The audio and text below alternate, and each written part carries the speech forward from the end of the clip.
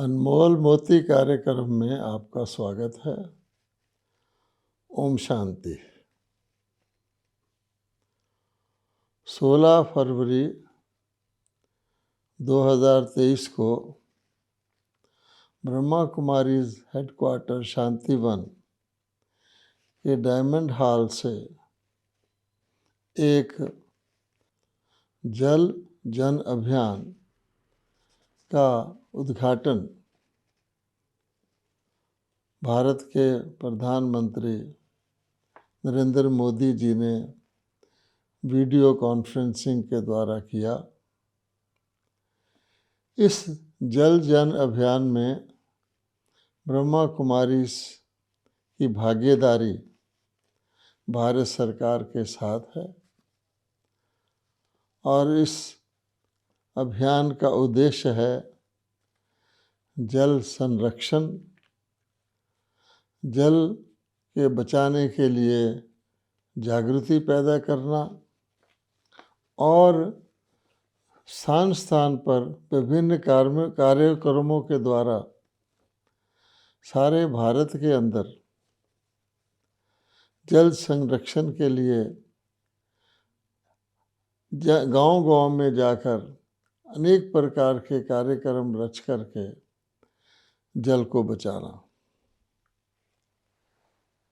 पीने के जल की इतनी कमी आने वाली है कि कहा जाता है कि आने वाले समय में मूल झगड़ों का कारण जल बन सकता है। ब्रह्मा कुमारीज आध्यात्मिक संस्थान है, लेकिन सोशल सर्विस में, जन कल्याण के कार्यक्रमों में हम हर बात में आगे बढ़ चढ़कर हिस्सा लेते हैं। इसी उद्देश्य से ब्रह्मा कुमारीज ने इस कार्य में भी भागीदारी ली है। देखा जाए तो जल और वायु मानव जीवन के लिए अति आवश्यक हैं और आज हम क्या पाते हैं कि मानव ने इन दोनों ही आवश्यक, जीवन के लिए अति आवश्यक जो चीज़ें हैं उनको दूषित और प्रदूषित कर लिया है। आज पानी बोतलों में बिकता है। कितने लोग भारत के अंदर होंगे इस प्रकार का बोतल में साफ किया हुआ पानी अफोर्ड कर सकते होंगे। उसी प्रकार से हवा की शुद्धि के लिए कई प्रकार के यंत्र बनाए गए हैं, वो भी कोई धनवान लोग ही अपने अपने घरों में लगाते हैं। इसके बावजूद भी जल और वायु कई ऐसे स्थान बन गए हैं, ऐसे महानगर हो गए हैं जहाँ पर इनके प्रदूषण की जो लेवल है वो खतरे के निशान से भी, खतरे की मात्रा से भी आगे बढ़ गई है। अब देखा जाए तो प्रकृति ने कितना जल मानव को दिया है। कहा जाता है कि सारे दुनिया का, सारे पृथ्वी का 3/4 हिस्सा जो है उसमें जल है। बड़े बड़े समुद्र हैं, जलाशय हैं। उसके अतिरिक्त आकाश के द्वारा भी बारिश के ज़रिए से जल मिलता रहता है और फिर हम जानते हैं कि पहाड़ों के ऊपर जो बर्फ़ जमती है, पूरा उसका सिस्टम है, इकोलॉजिकल सिस्टम है कि समुद्र से सूर्य के द्वारा जल एवेपोरेट होता है, वो जाकर पहाड़ों पर जम जाता है और फिर स्लो रिलीज प्रोसेस से नदियों के द्वारा वो जल पुनः जो है धरती के ऊपर से होता होता होता अपनी सेवा करता करता जा कर के फिर समुद्र में मिलता है। इसका पूरा साइकिल है। इसके अतिरिक्त अंडरग्राउंड वाटर जो है धरती में कहीं भी आप देखेंगे, आप कुआं खोदेंगे तो किसी न किसी लेवल पर अंडरग्राउंड वाटर मिलेगा। आपको चश्मे मिलेंगे, पहाड़ों पर चले जाएंगे तो हर लेवल पर आपको पानी मिलता है। कुदरत ने इतना आदर्श प्रबंध जल का कर रखा है। फिर क्या वजह है कि आज मनुष्य के लिए पीने के पानी की किल्लत हो रही है, और इसका दोषी कौन है और इसके कारण क्या हैं और इसका आखिरकार मूल निवारण क्या है, इस बात पर हमें चर्चा करना आवश्यक है। जो कुछ प्रयत्न भारत सरकार कर रही है, साथ में ब्रह्मा कुमारी जिसमें भागीदारी ले रही हैं, वो तो आज की स्थिति में करने आवश्यक हो गए हैं, लेकिन हमें साथ साथ इस बात के मूल पर भी जाना होगा कि पानी जैसा तत्व जो इतनी मात्रा में मानव को उपलब्ध है, हमने उसको किस कारण से दूषित कर लिया है, और आखिर क्या हम पानी को साफ करते रहेंगे, पानी गंदा होता रहे और हम उसको साफ करते रहें और उसके गंदे होना बढ़ता जाए, क्या ये उसका उपाय है? या ऐसा भी हो सकता है कि हम कोशिश ऐसी करें कि हमारा पानी शुद्ध रहे और कुदरत के जो नियम हैं, जो प्रकृति के बने हुए नियम हैं, उनके अनुसार इसका स्वतः ही शुद्धिकरण होता रहे। इस बात पर हम लोगों को विचार करने की आवश्यकता है। आप देखेंगे कि दो तत्व हैं, एक है अग्नि और एक है जल। अग्नि का गुण ये है कि अग्नि सदा शुद्ध रहती है। अग्नि के साथ कोई भी चीज़ जोड़ दी जाए उसको भी वो शुद्ध कर देती है। ना तो अग्नि कभी दूषित होती है, ना अग्नि के संपर्क में आने वाली वस्तुएं जो हैं उनका भी प्रदूषण वो भस्म कर देती है। लेकिन उसके दूसरी तरफ जल एक ऐसी वस्तु है जो प्रदूषण को धारण कर लेती है। अग्नि जला करके शुद्ध करती है, और वो पानी जो है वो उसको शुद्ध करने के प्रोसेस में, किसी भी चीज़ को साफ करने के प्रोसेस में स्वयं मैला हो जाता है। आप पानी में कपड़े धोएंगे, कपड़े साफ हो जाएंगे, पानी मैला हो जाएगा। इस प्रकार से और फिर पानी जितना मैला होता जाता है उतना फिर वो उसके मैलापन फैलता जाता है।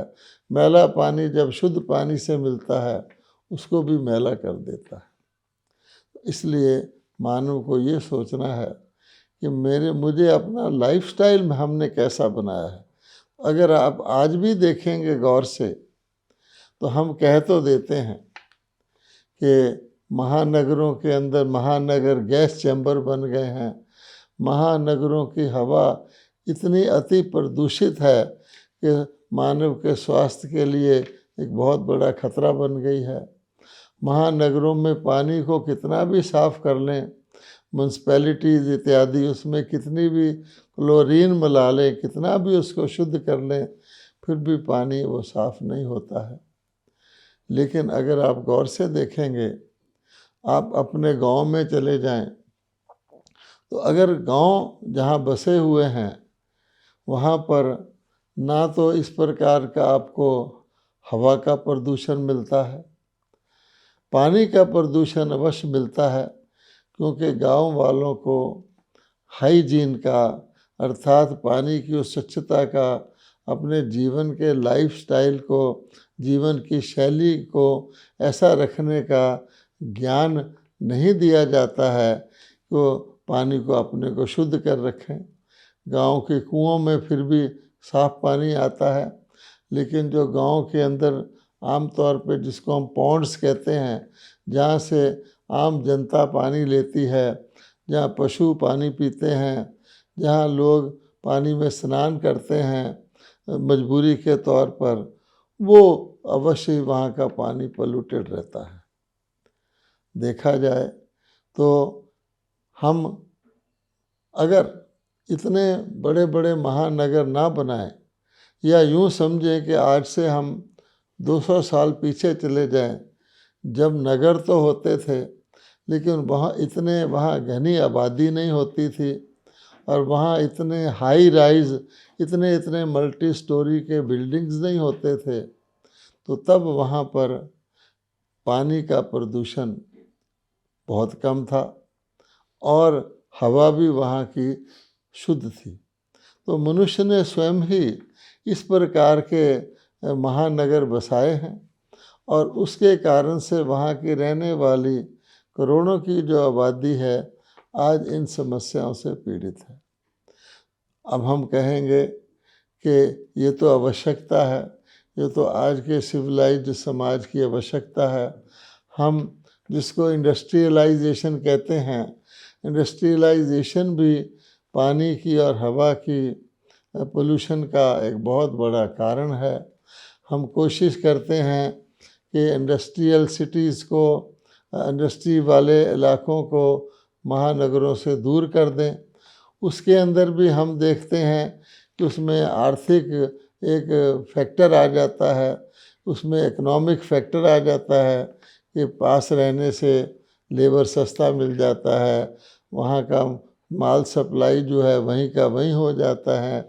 इस कारणों से अगर आप देखेंगे तो मोटे रूप में आप ये पाएंगे कि मानव जो है एक ऐसा शब्द है, उसका शिकार है, और उसका शिकार होने के कारण से ही आज हम अपने जल और अपनी वायु के प्रदूषण को देख रहे हैं, और वो शब्द है लोभ। अब लोभ के कारण ही हम बाकी कई प्रकार के जस्टिफिकेशन देते हैं, ऐसा नहीं ऐसा है, इस कारण से ऐसा करना पड़ता है, लेकिन मुख्य कारण लोभ है। लोभ के कारण ही, लोभ में भी हम अगर मोटे रूप से लें तो पैसे का लालच। तो पैसे का लोभ जो है वो मानव को अपनी ही जाति के हितों के विरुद्ध कार्य करने के लिए मजबूर करता है। आज हम देखते हैं कि बहुत घनी आबादियाँ, लोग गांव छोड़ कर नगरों की चकाचौंध में नगरों की तरफ चले आ रहे हैं। जो गांव के अंदर स्वाभाविक तौर के प्राकृतिक स्वच्छता के माध्यम थे वो हम ख़त्म करते हुए जा रहे हैं, और हम आबादी को एक कुछ स्थानों पर बहुत गहरा करते जा रहे हैं। तो वहाँ पानी की आवश्यकता भी बहुत ज़्यादा हो जाती है, और वहाँ की हवा भी प्रति व्यक्ति जो है उसको जो शुद्ध हवा उसकी उपलब्धि बहुत कम हो जाती है। ये सारे कारण हैं। इसलिए हम देखेंगे आज हम जल की शुद्धि की प्रॉब्लम से आज हम देखेंगे कि जल की शुद्धि की प्रॉब्लम हमारे लिए एक बहुत बड़ी समस्या बन गई है। अब इसके लिए भगवान क्या कहते हैं? भगवान कहते हैं कि मैंने तो मनुष्यों के लिए नई सृष्टि रची थी, और नई सृष्टि में सब कुछ इस प्रकार से था कि सतो प्रधान सृष्टि थी, और उसको सृष्टि के अंदर सारी सृष्टि को बसाने वाली, सारे संसाधनों को उपयोग करने वाली, प्रयोग करने वाली जो आत्माएं थी वो मैंने सतो प्रधान बनाई थी, ताकि हर प्रकार के संसाधनों को वो आत्माएं अपने सुख के लिए यूज़ करें, और ये ध्यान रखें नेचुरली उन सतो प्रधान थी कि उसमें किसी भी चीज़ को इस हद तक उपयोग में ना लाया जाए जो अपने आप को रिन्यू ना कर सके। यानी वो दोबारा से अपने आप को उसी स्थिति में ना ले आए ताकि ये सिलसिला सदा सुख का चलता रहे। इस प्रकार से परमात्मा ने सृष्टि रची थी और उसमें जो आत्माएं थीं उनको भगवान ने सतो प्रधान बनाया था। अगर हम गीता के शब्दों को याद करें तो भगवान क्या कहते हैं कि मैं अति धर्म ग्लानि के समय इस विश्व को पुनः सत्य धर्म की स्थापना करके इसको पुनः अच्छी तरह से धर्मनिष्ठ बना देता हूँ। आप इसमें से धर्म शब्द को चेंज कर दें, क्योंकि धर्म शब्द के लोग अन्य अन्य अर्थ ले लेते हैं। इसका हम सिंपल शब्द ये रखें कि मूल्यों के अति ह्रास, मानवीय मूल्यों के अति ह्रास की स्थिति से परमात्मा इस विश्व को श्रेष्ठ मानवीय मूल्यों की सृष्टि पुनः बना देते हैं। ये परमात्मा कार्य करते हैं और उसके लिए जो परमात्मा माध्यम यूज़ करते हैं उसका नाम भी अमृत है। ये जल है, वो अमृत है। जल शारीरिक चीज़ है, प्राकृतिक चीज़ है। जल से आप बाहर का शुद्धिकरण कर सकते हैं और अमृत से आत्मा का शुद्धिकरण कर सकते हैं। शनैः शनैः आत्माओं से भगवान का वो दिया हुआ अमृत लुप्त हो जाता है, जैसा कि गीता में कहा है कि मेरा दिया सिखाया हुआ विधि, जिसको भगवान सहज राजयोग कहते हैं, वो लुप्त हो जाती है और फिर मनुष्य जो है नदियों के जल को ही अमृत मान के नदियों में शरीरों को स्नान करा के ही अपना शुद्धिकरण समझने लगते हैं। लेकिन वास्तव में भगवान कहते हैं कि अगर आत्मा के अंदर ज्ञान अमृत के द्वारा हम शुद्धिकरण कर लें, अमृत का मतलब होता है जिसका नाश ना हो, जो नष्ट होने वाली चीज़ ना हो, जिसकी मृत्यु ना हो। अर्थात तो भगवान ने बताया है कि आत्मा जो है अमर है और मैं आत्माओं को ही ज्ञान अमृत के द्वारा इस प्रकार का शुद्धिकरण आत्माओं में कर देता हूँ। अर्थात यूँ कहें पतित आत्माओं को पावन बना देता हूँ, या यूँ कहें पाप आत्माओं को पुण्य आत्मा बना देता हूँ, अनराइटियस सोल्स को राइटियस बना देता हूँ अपना ज्ञान अमृत पिला करके, यानी ज्ञान अमृत सुना करके। उसके द्वारा जो मनुष्य आत्माओं के अंदर शुद्धिकरण हो जाता है, उससे वो सारे संसाधनों को, जो सारे ही संसाधन रिन्यूएबल हैं, क्योंकि सृष्टि चक्र अनादि है, इसको चलते ही रहना है, लगातार चलते ही रहना है। इसमें ऑटोमेटिक रिन्यूअल अति आवश्यक है, क्योंकि अगर इसका रिन्यूअल नहीं होगा तो देखेंगे तो जो ग्लानि की या गिरावट की स्थिति है वो ऐसी सीमा के बाद जो जाके आउट ऑफ कंट्रोल हो जाती है। तो परमात्मा ने जैसे हम कहें दिन के बाद रात के बाद दिन आता है, ये तो मोटे रूप की एग्जाम्पल है। यानी अज्ञान के समय के बाद, अज्ञान अंधकार के समय के बाद जैसे ज्ञान की रोशनी आती है, इसी प्रकार से जैसे हम कहें सुख के बाद दुख के बाद सुख आता है, इसी प्रकार से अगर और देखें तो वृक्ष जो होता है, भगवान ने गीता में एग्जाम्पल दिया हुआ है विश्व वृक्ष का, कि वृक्ष बीज से उत्पन्न होकर हरा भरा होता है, फल फूल देता है, फिर वो सूख जाता है, फिर बीज के द्वारा पुनः नया वृक्ष पैदा हो जाता है। अर्थात हर चीज़ चक्र क्रम में है। उस हिसाब से गीता के भगवान समझाते हैं कि मनुष्य आत्माओं, आपको इस जल की समस्या के बारे में चिंता करने की कोई आवश्यकता नहीं है।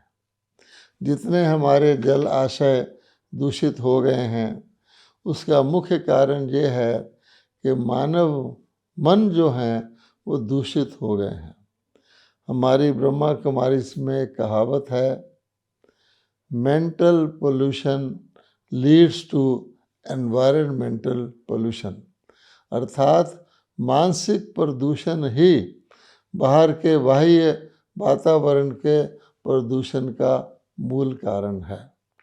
अगर मनुष्य अपनी जाति का भला बुरा सोचना बंद कर दे और वो लोभ के वश होकर के इस प्रकार की एक्टिविटी शुरू कर दे, भगवान ने तो लोभ के साथ काम क्रोध लोभ को नरक के द्वार बताया है और साथ साथ अभिमान को पाप का मूल कारण बताया है, क्योंकि बहुत से खराब कर्म हम अभिमान के कारण करते हैं। अभिमान के कारण मनुष्य जो है अपना भी नुकसान कर लेता है। अगर आप आज देखेंगे तो विज्ञान की शक्तियाँ, जिन्होंने परमाणु शस्त्र इजाद किए हैं, वो अपने परमाणु शक्ति के आधार से इतने अभिमान में आ गए हैं कि वो परमाणु शस्त्रों को जानते हैं कि इससे सारी मानवता का सर्वनाश होने वाला है, फिर भी वो परमाणु शस्त्रों को त्यागते नहीं हैं। उस परमाणु शक्ति का भी उनको अभिमान है। इसी प्रकार से हमारे वैज्ञानिकों ने प्राकृतिक संसाधनों को ही प्रयोग करके कुछ आविष्कार किए हैं, जिनको हम कह सकते हैं आविष्कार तो किए हैं, लेकिन वो सारे के सारे आविष्कार मानव बुद्धि से निकले हुए हैं। और क्योंकि मानव बुद्धि, जिसको कहा जाता है परफेक्ट नहीं है, बिल्कुल श्रेष्ठ नहीं है, इसलिए उन आविष्कारों में भी कोई ना कोई प्रकार की कमी रह जाती है और उनसे कुछ ना कुछ लाभ तो होता है, बहुत लाभ भी होता है, लेकिन आखिर वो आविष्कार भी हानि का कारण बन जाते हैं। आप देखेंगे, उदाहरण के तौर पर आप एयर कंडीशनिंग को ही ले लें, एक छोटी एग्जांपल है। हम जब एयर कंडीशनिंग करते हैं, हम बड़े खुश हो जाते हैं कि हम बहुत ठंडी हवा के कमरे में बैठे हैं या ठंडी हवा वाले वाहन में ट्रैवल कर रहे हैं। आप देखेंगे लगता तो बहुत अच्छा है, लेकिन उस एयर कंडीशनिंग में कितना नुकसान होता है कि अगर किसी भी वाहन में 2-4 भी दमे के मरीज़, टीबी के मरीज़ बैठे हों, उनका भी सांस उसी हवा के अंदर वो लेते रहते हैं और हवा को प्रदूषित करते रहते हैं। तो ठंडी हवा लेकिन प्रदूषित हवा स्वस्थ लोगों के भी लंग्स में से पास हो रही है। आखिरकार हमें ठंडी को देखना है या ये देखना है कि हवा कितनी हानिकारक भी हो सकती है। ये एक एग्जाम्पल है।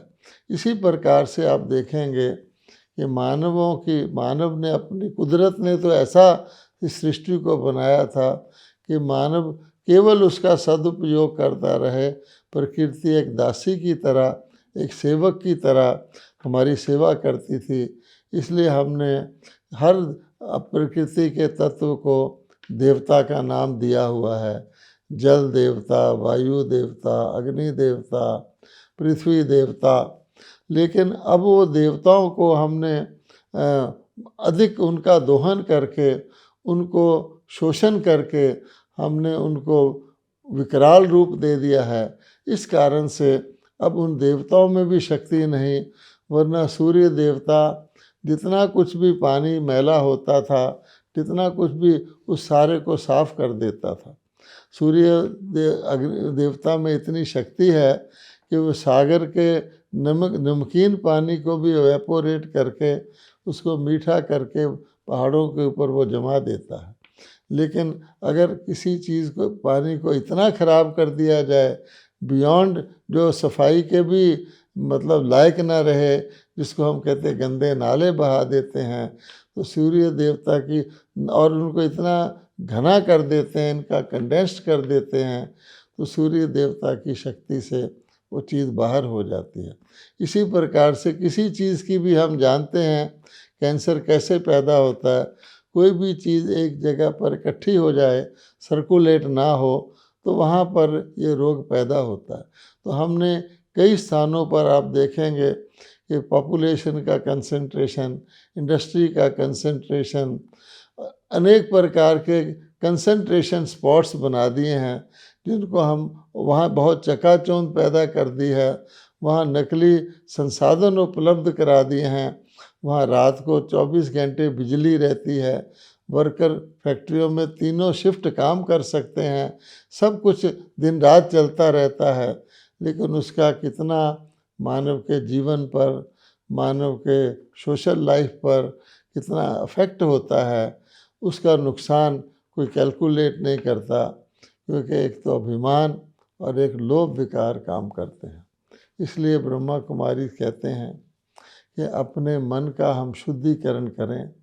मन के अंदर हमारे जो काम, क्रोध, लोभ, मोह और अहंकार, ये 5 विकार पैदा हुए हैं, जो 5 विकृतियां पैदा हुई हैं, जो हमारे सोचने यानी संकल्प के तक पहुंच गई हैं।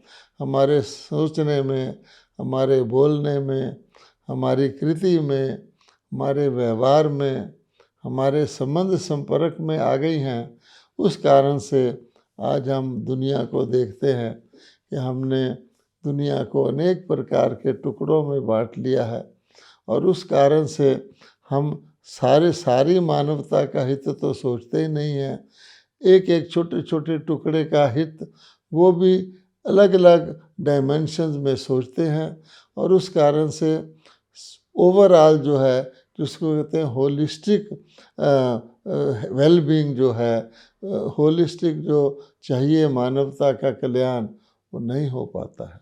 इसलिए भगवान कहते हैं ऐसी दशा में फिर मैं आकर के, जब मैं देखता हूँ कि मनुष्य कितना भी कोशिश करते रहें, लेकिन जो उन्होंने चालू किया हुआ अपने सिस्टम को, उससे और भी दुनिया दुखी होती जाएगी, और भी विकार और घने होते जाएंगे, और मनुष्य उसमें जाल में फंसते जाएंगे, बंधन में आते जाएंगे। तो फिर परमात्मा कहते हैं कि मैं इस सृष्टि नाटक को पुनरावृत्त करने के लिए प्राणे चक्र को समाप्त करता हूँ, और उसकी समाप्ति के साथ जितनी भी पोल्यूशन है हर प्रकार की, वो समाप्त हो जाती है। आत्माओं का मैं शुद्धिकरण करता हूँ ज्ञान अमृत के द्वारा। आत्माओं के अंदर जो ये 5 विकार निकलते हैं, उनके बदले में मैं दैवी गुणों की धारणा करवाता हूँ। मनुष्य के दैवी गुण क्या हैं? क्रोध है, तो क्रोध की बजाय भगवान हमको कृपा दृष्टि, दया दृष्टि की भावना सिखाते हैं। लोभ के बदले में भगवान हमको संतुष्ट रहना सिखाते हैं। अभिमान के बदले में भगवान हमको निर्माणता और नम्रता सिखाते हैं। काम विकार के बदले में भगवान हमको रूहानी स्नेह यानी आध्यात्मिक भाईचारे की भावना सिखाते हैं। इस परिवर्तन से विश्व परिवर्तन हो जाता है, और फिर ये जितने भी प्रकार के हमने प्रॉब्लम्स अपने लिए पैदा किए हैं, वो ऑटोमेटिकली समाप्त हो जाते हैं, क्योंकि इन प्रॉब्लम्स का कारण विकार हैं।